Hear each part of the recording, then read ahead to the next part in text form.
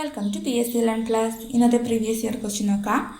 ഒരു പരീക്ഷയിൽ 30% കുട്ടികൾ വിജയിച്ചു. വിജയിച്ച കുട്ടികളുടെ എണ്ണം 60 ആണെങ്കിൽ പരാജയപ്പെട്ടവരുടെ എണ്ണം എത്ര? ഇതാണ് നമ്മളോട് ചോദിച്ചിട്ടുള്ളത്. അതായത് ഏതോ ഒരു നമ്പറിൻ്റെ 30% 60 എന്നാണ് നമുക്ക് ഈ ഒരു ക്വസ്റ്റ്യനിൽ നിന്ന് മനസ്സിലാവുന്നത് അല്ലേ. വിജയിച്ച കുട്ടികൾ 30% അത് എത്ര എണ്ണമാണെന്ന് പറഞ്ഞത് 60 ആണ്.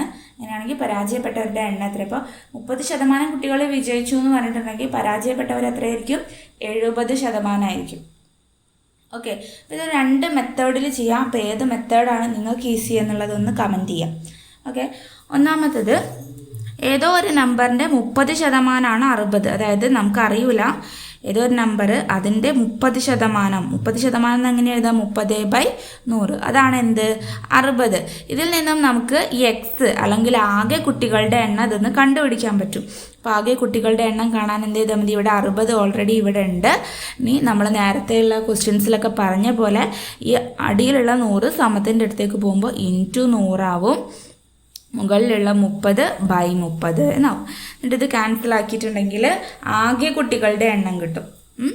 അപ്പം ഈ 0യും ക്യാൻസൽ ചെയ്ത് പോയി. 3ഉം 6ഉം, അതായത് 3ഉം 6ഉം കട്ട് ചെയ്യാം. 3ൽ 3 ഒരു പ്രാവശ്യം, 6ൽ 3 2 പ്രാവശ്യം. ഈ 0 കയറ്റി എഴുതി. അപ്പോൾ ബാക്കി എത്രയാണ്? 20 × 10 എന്ന് പറഞ്ഞാൽ 200 ആണ്.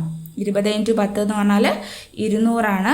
പിന്നെ എന്താ പറഞ്ഞിട്ടുള്ളത്? 30% കുട്ടികൾ വിജയിച്ചു. അത് 60 കുട്ടികളാണ് വിജയിച്ചത്. ആകെ കുട്ടികൾ 200 എന്ന് കിട്ടി.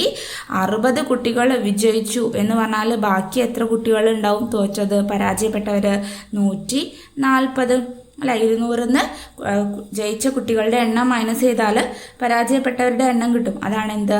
140 എന്ന് പറയുന്നത്. ഇപ്പോൾ നമ്മുടെ ആൻസർ എന്താ? 140. ഇനി വേറൊരു മെത്തേഡ് പറയുകയാണെങ്കിൽ പെട്ടെന്ന് കിട്ടും.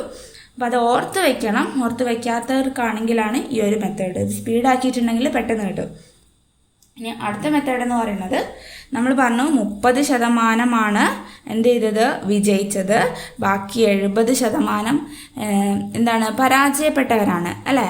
അപ്പം എത്ര പരാജയപ്പെട്ടവരുടെ എണ്ണം കാണാനായിട്ട് നമ്മൾ എന്ത് ചെയ്താൽ മതി? 60/30